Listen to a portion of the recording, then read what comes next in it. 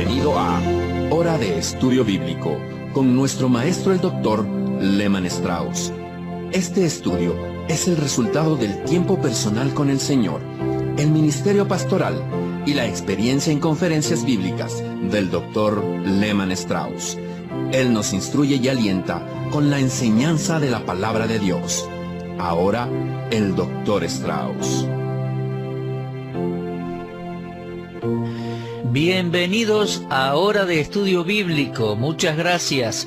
Vamos a continuar hoy con nuestra serie de estudios en la epístola del apóstol Pablo a los Romanos. Así que por favor abra su Biblia allí en Romanos capítulo 1. Y antes de avanzar vamos a orar a Dios.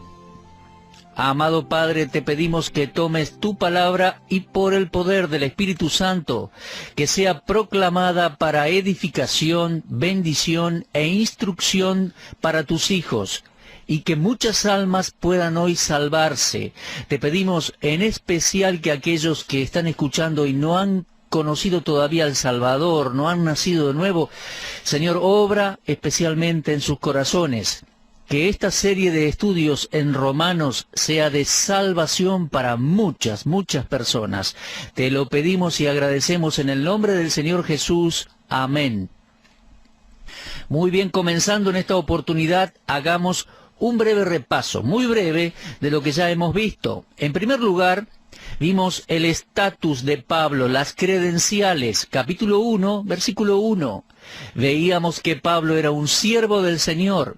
Fue enviado, o sea, apóstol, y Pablo además era especialista, apartado para el Evangelio de Dios. Luego en los versículos 2 al 6, estamos hablando de Romanos 1, ¿no?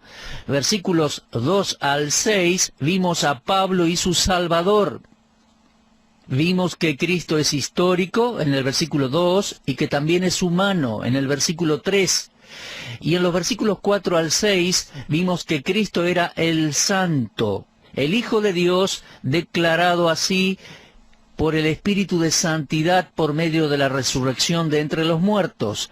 En tercer lugar, examinamos los versículos que lidian con Pablo y los creyentes. Eso fue en el programa anterior. Vimos su descripción en el versículo 7, su deleite en aquellos creyentes, en el versículo 8, su devoción hacia ellos, en los versículos 9 y 10, cómo oraba por ellos, y su deseo para con ellos, en los versículos 11 al 13. Él deseaba verlos y comunicarles las riquezas de la palabra de Dios. Hoy vamos a comenzar con los versículos 14 al 17. De esta manera vamos a concluir con la introducción a la epístola. La introducción de Romanos está en los primeros 17 versículos del capítulo 1. Estos 17 versículos son material introductorio antes que Pablo se lance de lleno en el tema de la epístola. Así que hoy, al meditar en los versículos 14 al 17, vi que este era el tema de Pablo. Vamos a leer entonces Romanos 1, versículos 14 al 17. Dice: a griegos y a no griegos, a sabios y a no sabios, soy deudor. Así que en cuanto a mí, pronto estoy a anunciaros el Evangelio también a vosotros que estáis en Roma, porque no me avergüenzo del Evangelio, porque es poder de Dios para salvación a todo aquel que cree, al judío primeramente y también al griego, porque en el Evangelio la justicia de Dios se revela por fe y para fe, como está escrito: mas el justo por la fe vivirá. Es interesante ver, al estudiar la Biblia, cómo el Espíritu Santo guió a cada uno de sus escritores a escribir diferentes verdades. Por ejemplo, a uno se le dio el mensaje histórico, a otro la profecía y a otros las grandes doctrinas de nuestra fe cristiana. El tema poderoso confiado al apóstol Pablo fue el Evangelio. Pablo usa la palabra Evangelio por lo menos 13 veces en esta epístola a los Romanos y al menos unas 73 veces en todos sus escritos. Por ejemplo, fíjese en el versículo 1 del capítulo 1. Pablo, siervo de Jesucristo, llamado a ser apóstol, apartado para el Evangelio de Dios. En Romanos 1:9 dice: porque testigo me es Dios, a quien sirvo en mi espíritu en el evangelio de su Hijo. Y en el versículo 15 dice, así que en cuanto a mí, pronto estoy a anunciaros el evangelio también a vosotros que estáis en Roma. También aparece la palabra en el versículo 16, porque no me avergüenzo del evangelio. Así que hay 4 apariciones de esta palabra evangelio aquí en estos versículos del capítulo 1. Se trata del tema principal de la epístola a los romanos. Ahora, ¿qué es el evangelio? Bueno, es impresionante ver cuánta gente utiliza este término, pero no tienen una definición bíblica en sus mentes o corazones de lo que realmente es el evangelio. En primer lugar, el evangelio es definido en 1 Corintios capítulo 15, donde Pablo escribe, además, os declaro, hermanos, el evangelio que os he predicado, el cual también recibisteis, en el cual también perseveráis, por el cual asimismo, si retenéis la palabra que os he predicado, sois salvos, si no creísteis en vano, porque primeramente os he enseñado lo que asimismo recibí. Ahora, por favor, subraye esas palabras, lo que asimismo recibí. El evangelio es una revelación sobrenatural. Pablo la había recibido. Entonces, aquí la tenemos. Esta es la definición del evangelio. Y tiene 3 puntos principales. Número 1, Cristo murió por nuestros pecados según las Escrituras. Número 2, fue sepultado. Y en tercer lugar, resucitó al tercer día conforme a las Escrituras. Entonces, en primer lugar tenemos la revelación sobrenatural. El evangelio que Pablo predicaba no era una teoría humana, ni mucho menos una filosofía más. Era una revelación sobrenatural de parte de Dios. Cuando Pablo escribió su epístola a los Gálatas, dijo en el capítulo 1, versículo 11, os hago saber, hermanos, que el evangelio anunciado por mí no es según hombre, pues yo ni lo recibí, ni lo aprendí de hombre alguno, sino por revelación de Jesucristo. Por favor, observe la palabra revelación de Jesucristo. El evangelio vino a Pablo por medio de una revelación sobrenatural. Tenemos que ser claros con esto. Algunos términos se usan de manera muy general y sus definiciones pueden variar tanto que el verdadero significado se hace oscuro. Pero el evangelio cristiano no tiene ningún valor sin los 3 hechos históricos de la muerte, la sepultura y la resurrección de Jesucristo. Ahora, observe bien la definición bíblica. No la lea con ligereza. No es meramente que Cristo murió. El primer punto es que Cristo murió por nuestros pecados. Eso es una muerte sustitutoria. Nos dice que Él murió en nuestro lugar. Él sufrió la muerte que todos nosotros tendríamos que haber sufrido. La muerte que cada pecador merece y debería tener. Por el simple hecho que la paga del pecado es muerte. El alma que pecare, esa morirá, dice Ezequiel 18:4, y Pablo dice en Romanos 6:23, la paga del pecado es muerte. Este es el primer punto del Evangelio. Una revelación sobrenatural. Cristo murió por nuestros pecados. El punto número 2 del Evangelio es que Cristo fue sepultado. Ahora usted me preguntará, ¿qué es tan importante acerca de la sepultura de Cristo? Es muy importante, mis amigos, porque están aquellos que dicen que Cristo nunca murió en la cruz, que Él solo se desmayó o que quedó inconsciente y luego revivió. No, el cuerpo fue sepultado y permaneció en el sepulcro por 3 días y 3 noches. La sepultura es fundamental. Cuando lleguemos al capítulo 6 de Romanos, verán cuán importante es la sepultura en el sentido figurativo al ser aplicado al creyente. Porque fuimos crucificados con Cristo y sepultados juntamente con Él por el bautismo de su muerte. Entonces, la sepultura es fundamental. En tercer lugar, Él resucitó al tercer día, conforme a las Escrituras. En otras palabras, la resurrección corporal literal de Cristo es un hecho del Evangelio cristiano. Si usted saca estos tres elementos, nos quedamos sin Evangelio. Ahora, los liberales, los modernistas, usan el término Evangelio. Los neoevangélicos usan el término Evangelio. La mayoría de los protestantes y católicos y las nuevas tendencias que hay hoy usan el término Evangelio. Pero amigo, si usted quiere saber qué es el Evangelio, lo encontrará dentro de la palabra de Dios. El Evangelio es simplemente ese. 1 Corintios 15. Cristo murió por nuestros pecados según las Escrituras, fue sepultado y resucitó al tercer día según las Escrituras. Y las únicas Escrituras que Pablo tenía era el Antiguo Testamento. Así que Pablo simplemente estaba diciendo que lo que pasó con el Señor Jesús fue algo planeado en la eternidad por Dios, tal como lo dice el Antiguo Testamento.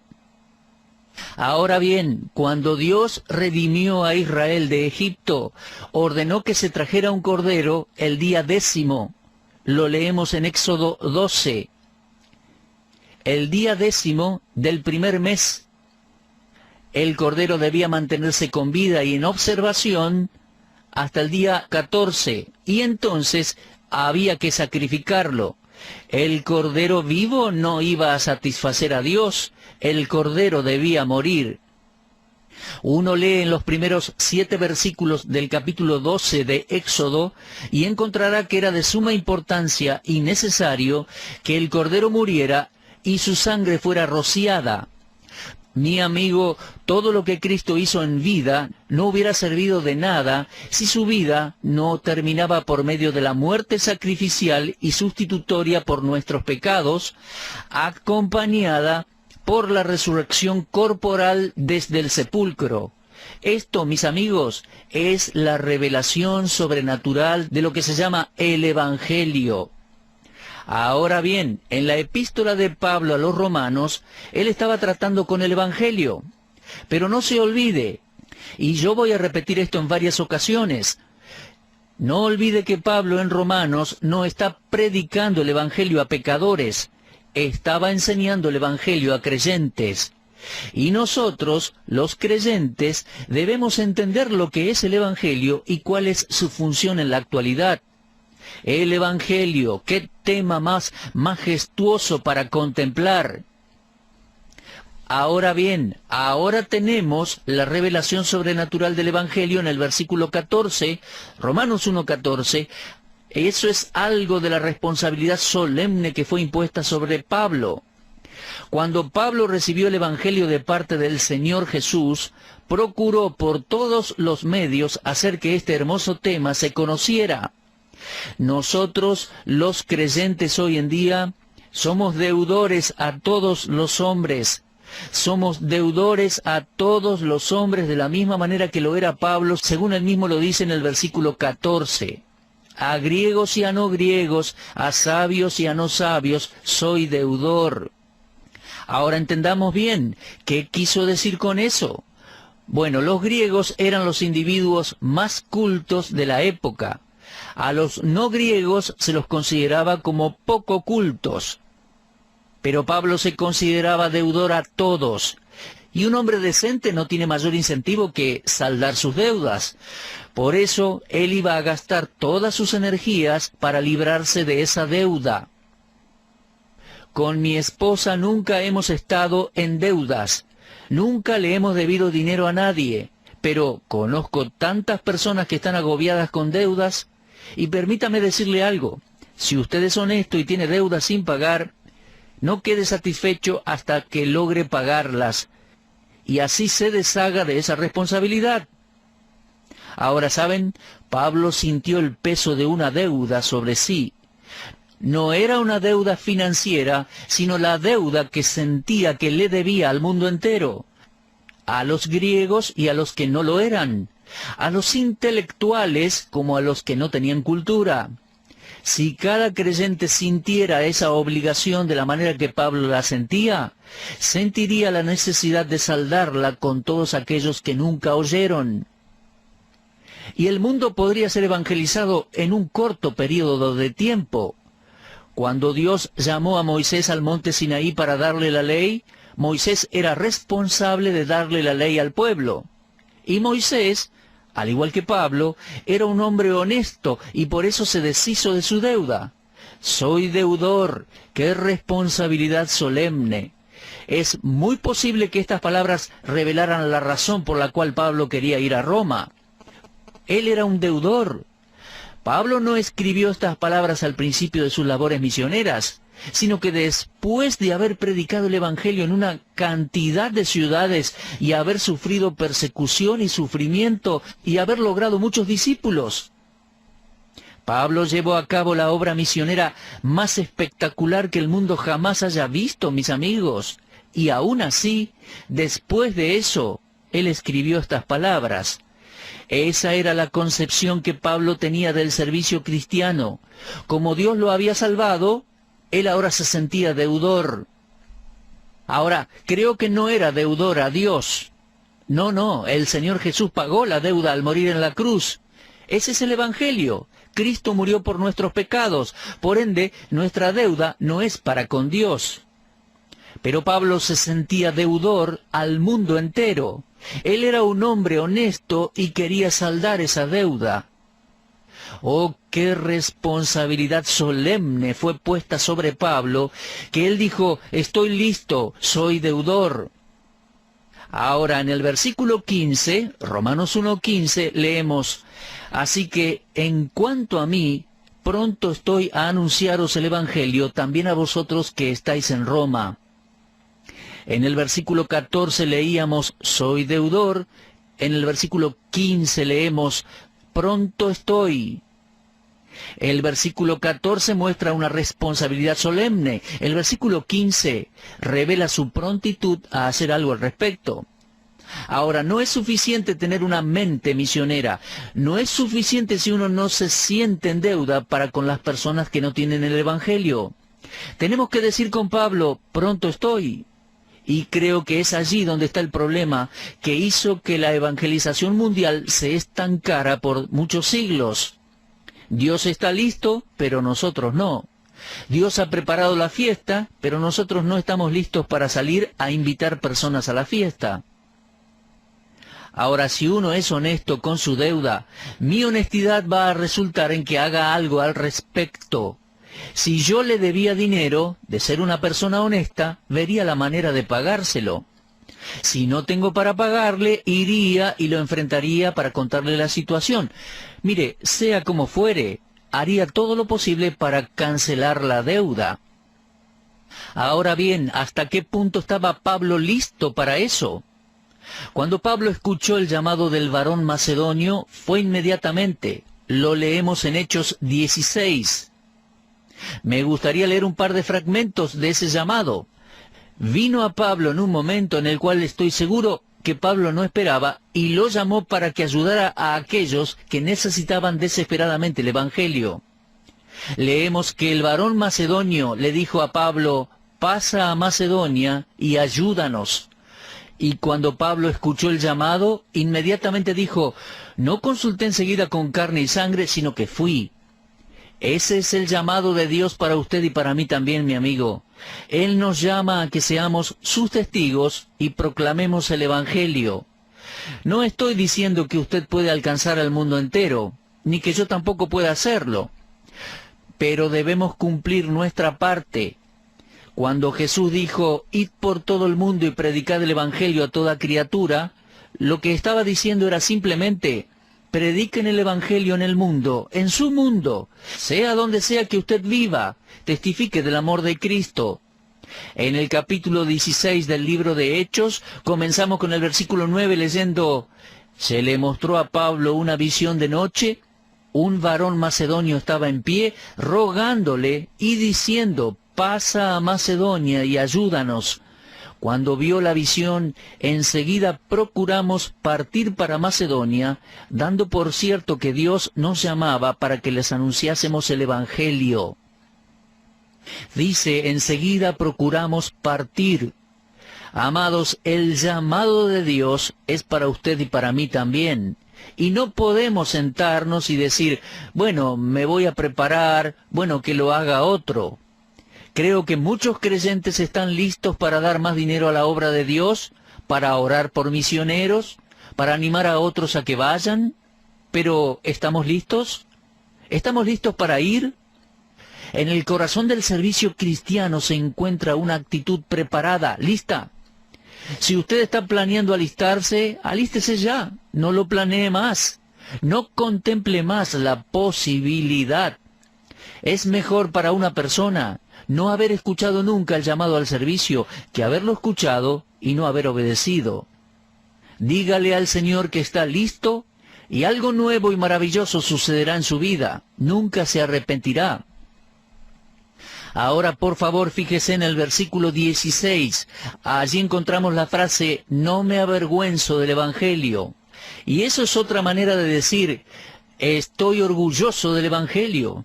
Si Pablo no podía llegar a Roma, desde ya que no era por miedo o por vergüenza, él estaba suficientemente orgulloso del Evangelio como para presentarlo a donde sea. Sabiendo que el Evangelio era locura para los sabios del mundo, aún así Pablo lo valoró mucho más. Ahora, están aquellos que dicen ser cristianos, pero no testifican de Cristo en público.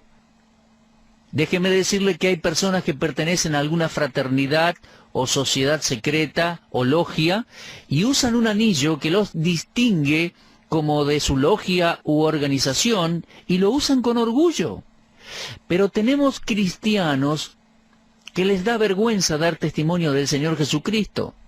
Pablo dijo, no me avergüenzo, estoy orgulloso del Evangelio, no me avergüenzo del Evangelio de Cristo. ¡Qué testimonio el de Pablo, eh! ¡Qué testimonio!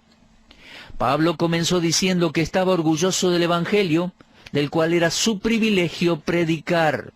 Ahora, es impresionante pensar el trasfondo de esa declaración. Piense por un momento en el trasfondo.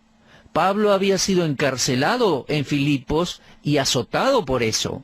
Había sido perseguido de Tesalónica, expulsado de Berea, había sido el hazmerreír de los griegos en Atenas, y al predicar en Corinto su mensaje, cayó como locura para los griegos y como piedra de tropiezo a los judíos.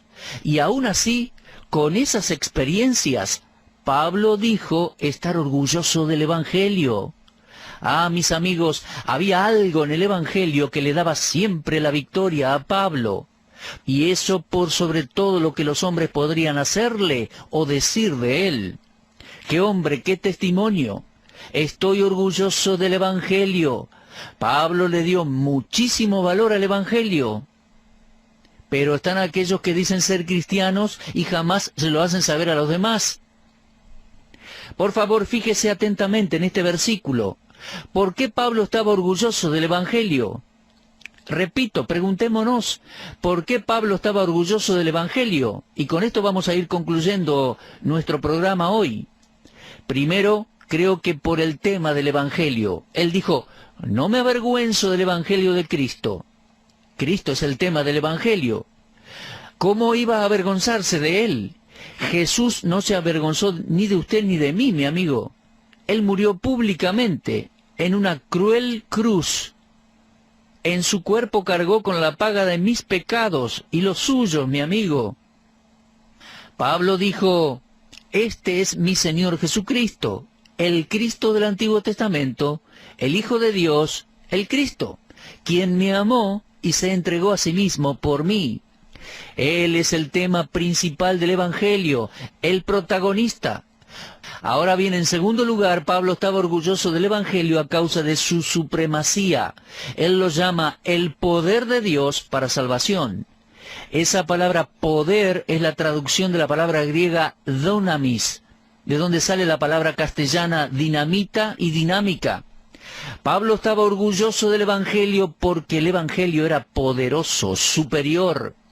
Había transformado y había cambiado su vida. Y desde aquel entonces ha transformado y cambiado la vida de millones de personas. Mire, hace unos años el Evangelio transformó mi vida. Soy testigo de eso y no me avergüenzo del Evangelio de Cristo, porque Cristo es el tema y el Evangelio además es poder de Dios demostrado en acción. Y en tercer lugar, Pablo tampoco se avergonzaba del Evangelio, porque el Evangelio tiene éxito. Es el poder de Dios para salvación. Funcionaba y funciona salvando personas.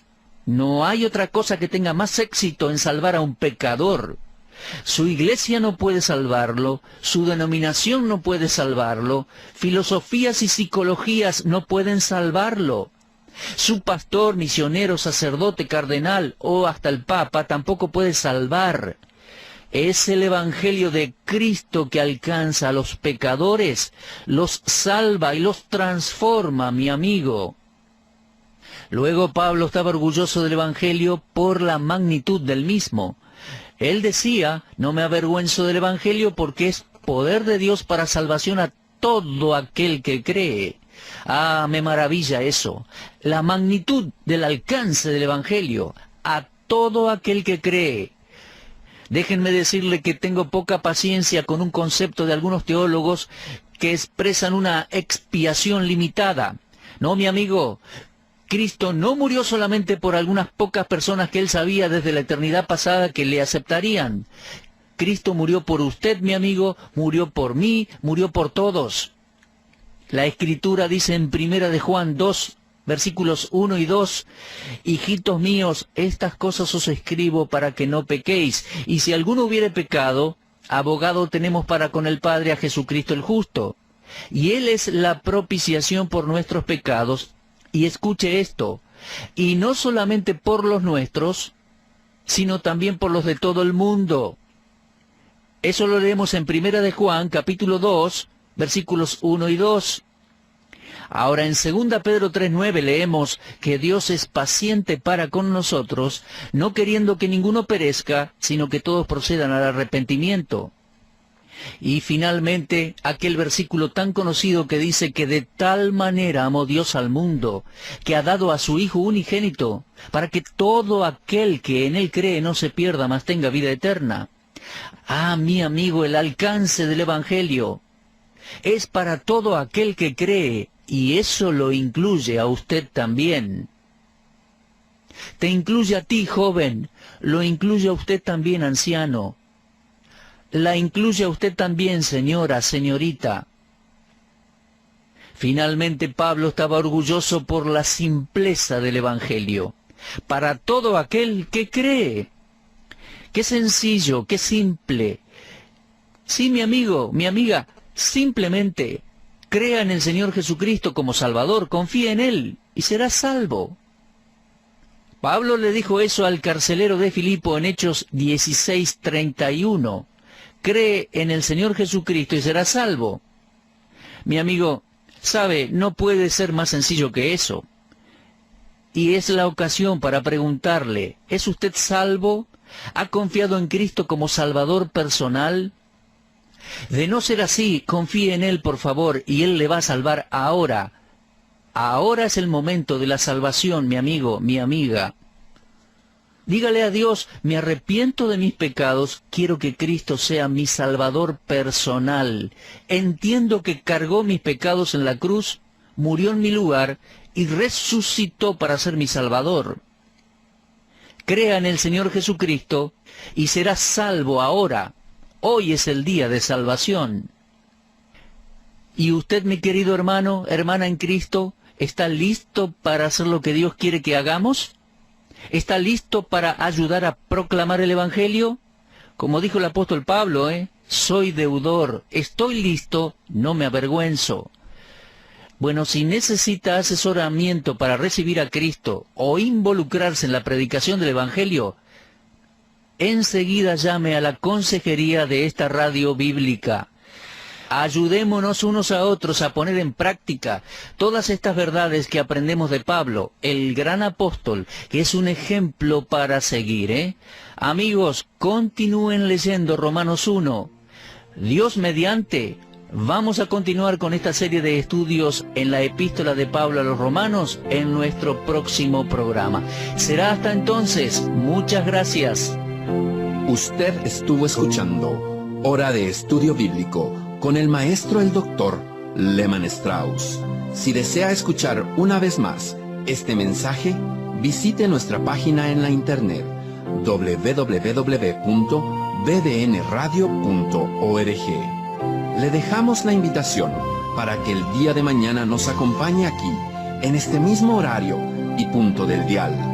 Hora de Estudio Bíblico es una producción de BBN.